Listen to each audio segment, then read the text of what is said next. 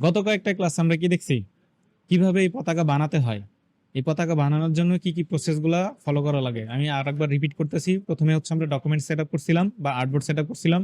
Second হচ্ছে আমরা layer নিয়ে কথা বলছিলাম। থার্ড হচ্ছে কি আমরা সিলেকশন টুল নিয়ে কথা বলছিলাম, এবং ফোর্থে ফরগ্রাউন্ড ব্যাকগ্রাউন্ডে কথা বলছিলাম, এবং কিভাবে সিলেকশনের ভিতরে আমাদের এই ফরগ্রাউন্ড ব্যাকগ্রাউন্ড কালারটা দিতে হয় সেই জিনিসগুলো শিখছিলাম, এবং এই অ্যালাইনমেন্ট করতে হয় কিভাবে সেটা শিখছিলাম, যে দুইটা লেয়ার একসাথে সিলেক্ট করে কিভাবে অ্যালাইনমেন্ট করতে হয়।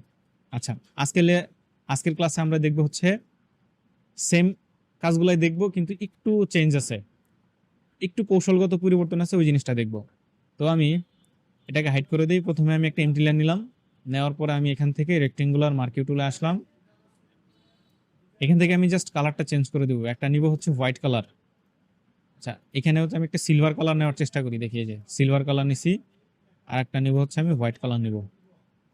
তো দুই কালার নিয়ে রাখছি। ওকে, তো পুরোটাতে আমি হচ্ছে কি দিব, সিলভার কালার দিব। এখন ফিল,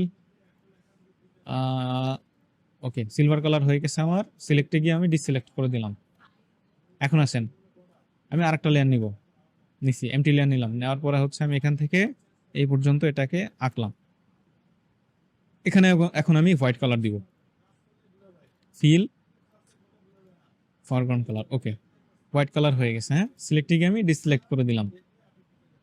এখন আসেন, আমি কি বারবার এইরকম করে আঁকবো? হ্যাঁ, আর একটা শেপ আঁকবো আমি। তো আমি আরেকটা এমটি লেয়ার নিলাম, নেওয়ার পরে হচ্ছে এখানে একটা আঁকলাম, এডিট, ফিল, ফরগ্রাউন্ড আমার হোয়াইট কালারটা আছে, আমি ফরগ্রাউন্ড হোয়াইট কালারটা এখানে অ্যাপ্লাই করে দিলাম। সিলেক্টে গিয়ে ডিসিলেক্ট। এখন এই সেম শেপটাই আমার এখানে 1 2 3টা লাগবে, বা আরো 4টা লাগবে, টোটাল 4টা লাগবে। তাহলে কি করবো এখন? আমি আপনাদেরকে লেয়ার ডুপ্লিকেট করা শিখাইছিলাম না, কিভাবে লেয়ার ডুপ্লিকেট করে?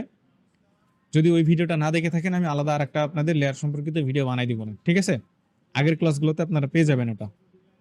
আচ্ছা, তো এই 5 নম্বর লেয়ারটা আমি জাস্ট টেনে নিয়ে এর উপরে ছেড়ে দিলাম। দেওয়ার পরে মুভ টুল দিয়ে আমি এটাকে সরাইতেছি। দেখেন এইখানে যে পিঙ্ক কালারের লাইনগুলো দেখতে পাচ্ছেন, এগুলোকে বলে স্মার্ট গাইড, ঠিক আছে? তো আপনাকে সাজেস্ট করতেছে আপনি এই বরাবর টানেন, তাহলে এটা সোজা হবে। এবং আপনার মাঝখানে কতটুকু গ্যাপ হয়েছে, 124 পিক্সেল। কোন গ্যাপ অনুযায়ী নিছে? এই গ্যাপ অনুযায়ী এখানে আমাকে গ্যাপ সাজেস্ট করছে সে, আমি সেই গ্যাপ অনুযায়ী গ্যাপ নিছি। আমি লেয়ার 5টাকে আবার আরেকটা কপি দিলাম। দেখেন 3 জায়গায় কিন্তু একই গ্যাপ শো করতেছে, তার মানে বলতেছে যে তুমি এই সাজেস্টটা এটা নিতে পারো যদি নিতে চাও। আমি এটাই নিতে চাই। এই যে আমি আরেকটা কপি করলাম, আরেকটা নিলাম। এখানে আরেকটা ধরাইতে পারবো আমি? না, ধরবে না। এখন আসেন, আমি এই লেয়ার, এই শেপ থেকে এই শেপ পর্যন্ত সিলেক্ট করে সবগুলোকে একসাথে সরাইতে চাই, তাহলে কি করতে হবে? আমার মুভ টুলে গিয়ে এখানে অটো সিলেক্ট অন রাখতে হবে, এবং আমি প্রথমে এই লেয়ারে ক্লিক করলাম। এটা কোথায় আছে? 5 নম্বর লেয়ার। এবং আমি কিবোর্ড থেকে শিফট ধরবো, শিফট ধরে লাস্ট লেয়ারে ক্লিক করব। এখন তাহলে বুঝতে পারতেছি যে এই 5 থেকে এই 5 পর্যন্ত আমার এই লেয়ারগুলো আছে, কিন্তু মাঝখানে দুইটা সিলেক্ট হয় নাই, তাই না? কেন হয় নাই? কারণ আমরা লেয়ারে না করে শেপে করছি। তো এখন আমি এই 5-এ ক্লিক করে শিফট ধরে এই 3 পর্যন্ত ক্লিক করব, তাহলে কি হবে? দেখেন সবগুলা সিলেক্ট হয়ে গেছে। এখন আমি এটাকে গ্রুপ করে দিলাম। দেখেন এটা অফ করলে বুঝতে পারতেছি যে এই গ্রুপের ভিতরে কে কে আছে এবং কে কে নাই, তাই না? তো আমি এখন এই গ্রুপটাকে রিনেম করে দিব। কি করব? লিখবো উইন্ডো, WINDO, উইন্ডো। উইন্ডো মানে কি? জানালা। এখন আমি এই অটো সিলেক্টটা উঠাই দিব। কেন? কারণ গ্রুপে ক্লিক রেখেছি আমি সম্পূর্ণ গ্রুপটাতে। এখন অটো সিলেক্টে যদি ক্লিক রেখে আমি এই শেপে ক্লিক করি, তাহলে গ্রুপের ভিতরের লেয়ার সিলেক্ট হবে। তো এর জন্য আমি পুরো গ্রুপটাতে ক্লিক রেখে অটো সিলেক্ট উঠাই দিব, তাহলে শুধু গ্রুপটাতে যা যা আছে সব একসাথে নড়াচড়া করবে। ব্যাস, এখন আমি আবার অটো সিলেক্ট অন করে দিতে পারি, সমস্যা নেই। তো আমি আর একটা শেপ আঁকবো। এর জন্য কি করতে হবে? আমাকে এমটি লেয়ারে ক্লিক করতে হবে। এরপর আমি ইলিপ্টিক্যাল মার্কিউ টুল ক্লিক করলাম। করার পরে দেখেন আমি এইখানে সেন্টার পয়েন্টটাকে কি ওই জায়গাটাতে ক্লিক রাখছি, রেখে আমি শেপ আঁকতেছি। দেখেন শিফট আঁকলে কি হইতেছে? এখান থেকে হইতেছে। আর অল্টার যদি প্রেস করি আমি, দেখেন কি হয়। অল্টার প্রেস করলে আমি যেই বিন্দুটাকে কেন্দ্র করে আঁকছি, ওই বিন্দুকে কেন্দ্র করে কি আমাদের মার্কিউটা হচ্ছে, তাই না? তো আমি এই পর্যন্ত এটা আগে মাউসটা ছাড়ছি, পরে হচ্ছে শিফট এবং অল্টারটা ছেড়ে দিছি। এখন এইখানে কি করব? আমি হোয়াইট কালার দিব, ফিল, ফরগ্রাউন্ড কালার। হোয়াইট হয়েছে না?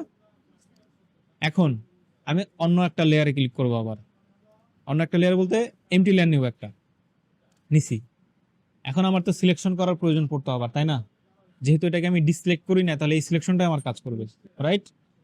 এখন বলতে পারেন স্যার আপনি তো এই সিলেকশন নিয়ে 6 নম্বর লেয়ারে হচ্ছে শেপটা আঁকছেন, তাহলে কি 7 নম্বর লেয়ারে শেপটা আসছে?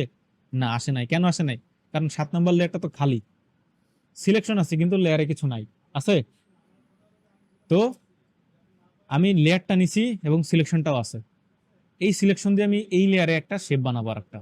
তো এডিটে গিয়ে আমি ফিল কালার দিলাম, দেওয়ার পরে এখান থেকে আমি ব্যাকগ্রাউন্ড কালারটা সিলেক্ট করে ওকে দিয়ে দিলাম। দেখেন এখন আমি সিলেক্টে গিয়ে ডিসিলেক্ট করব, তার মানে একই সিলেকশন দিয়ে আমি দুইটা লেয়ারে কি করছি, দুইটা শেপ আঁকছি। একই সিলেকশন দিয়ে আমি দুইটা লেয়ারে দুইটা শেপ আঁকছি। জিনিসটা একদম সিম্পল। আপনি সিলেকশন রেখে অসংখ্য লেয়ার নিতে পারবেন, সমস্যা নেই, যতক্ষণ না সিলেকশনের ভিতর আপনি ওই লেয়ার গুলাতে গিয়ে কালার দিচ্ছেন। বুঝেন নাই? আপনি সিলেকশন নিছেন, যেমন দেখেন সিলেকশন নিছেন, কিন্তু যতক্ষণ পর্যন্ত না আপনি লেয়ারে গিয়ে ওই সিলেকশনের ভিতরে কিছু দিচ্ছেন, ততক্ষণ পর্যন্ত কি ওই সিলেকশনটা খালি সিলেকশনই থাকে। বুঝতে পারছেন?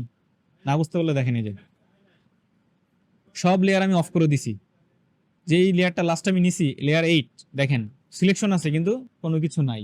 কেন? কারণ এই 8 নম্বর লেয়ারে আসার পরে আমি সিলেকশনের ভিতরে এখনো কিছু দেই নাই। দিছি না।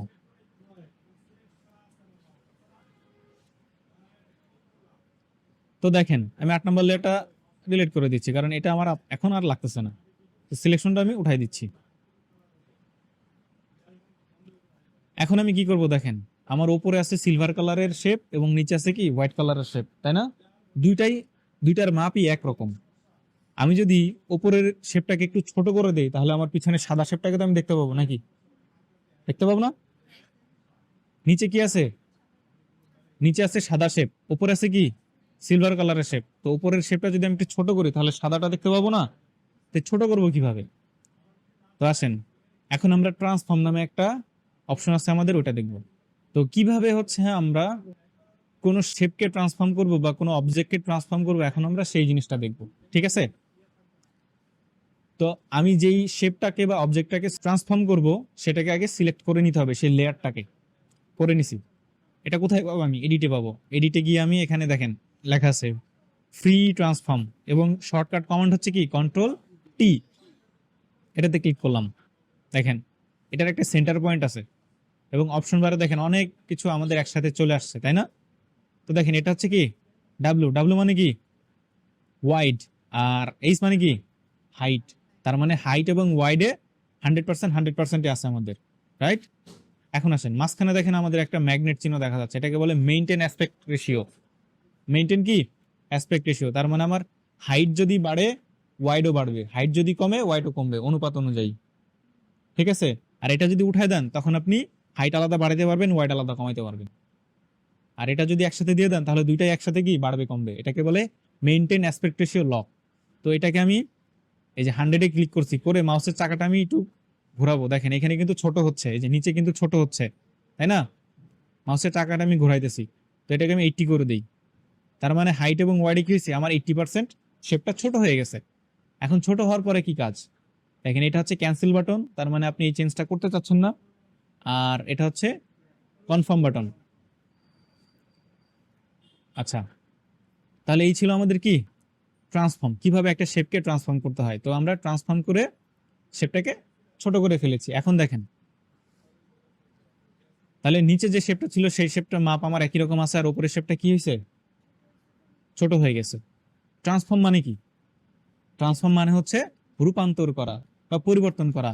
একটা অবস্থায় আছে, সেই অবস্থা থেকে ওকে হয় বড় করা, না হলে ছোট করা, মানে পরিবর্তন করে ফেলতেছি। ঠিক আছে? এখন দেখেন মনে হচ্ছে কি বাসের মাঝখানে এইটুকু ফাঁকা, আর এইটুকু কি বাসের চাকা, দুইটা অনেক সুন্দর দেখাচ্ছে না? তাহলে এই দুইটা লেয়ারকে কি করব আমরা, কন্ট্রোল প্রেস করে দুইটা লেয়ার আমরা সিলেক্ট করলাম, করার পরে কি করব, গ্রুপ করে দিব, এবং গ্রুপটা রিনেম করে কি লিখবো, হুইল, WHILE। হুইল মানে কি চাকা, ও WHWL, sorry, WHWL, wheel. Wheel মানে কি চাকা। তাহলে এই গ্রুপের ভিতরে আমাদের চাকাটা আছে। এখন এই গ্রুপটাকে আমরা ডুপ্লিকেট করব। গ্রুপটাকে কি করব, ডুপ্লিকেট করব। সো গ্রুপটাকে ধরে আমি ডুপ্লিকেট করে দিই, তাহলে দেখেন হুইল এবং হুইল কপি হয়েছে, দুটাই কিন্তু এক জায়গায় আছে। এখন আসেন আমি মুভ টুলে আসবো, মুভ টুলে কি করে, মুভ করে আমি এটাকে সরিয়ে আনতে পারবো। তাহলে অটো সিলেক্টটা উঠাইতে হবে, গ্রুপ যদি ধরে সম্পূর্ণ গ্রুপটাকে ধরে যদি আমি আনি সরাইতে চাই, তাই না? তাহলে আমি অটো সিলেক্টটা উঠাই দিলাম। এখন আসেন হুইল কপিটাকে আমরা সরাবো, এই জন্য হুইল কপি লেয়ারে বা হুইল কপি গ্রুপটাতে আমরা সিলেক্ট করে রাখছি। দেখেন আমি টান দিচ্ছি, হ্যাঁ এই যে দেখেন টান দিচ্ছি, আমার এই জিনিসটা চলে আসছে এখানে, এই যে ব্যাস। তাহলে কি হলো আমার, তাহলে আমার ফ্রন্টে একটা চাকা হয়েছে আর ব্যাকে একটা চাকা হয়েছে, ঠিক আছে? এই সিলেকশনের ভিতরে এটা একটু কৌশলগত কাজ ছিল, এটা দেখাই দিলাম। এরপরে আমরা বাকি যে সিলেকশন টুলস গুলো আছে আমাদের ওইগুলাতে চলে যাব, ঠিক আছে? তাহলে আপনারা এই ক্লাসটা প্র্যাকটিস করবেন, প্র্যাকটিস করার পরেই হচ্ছে আমরা বাকি ক্লাসগুলো দেখব। তো আজকের ক্লাস এই পর্যন্তই।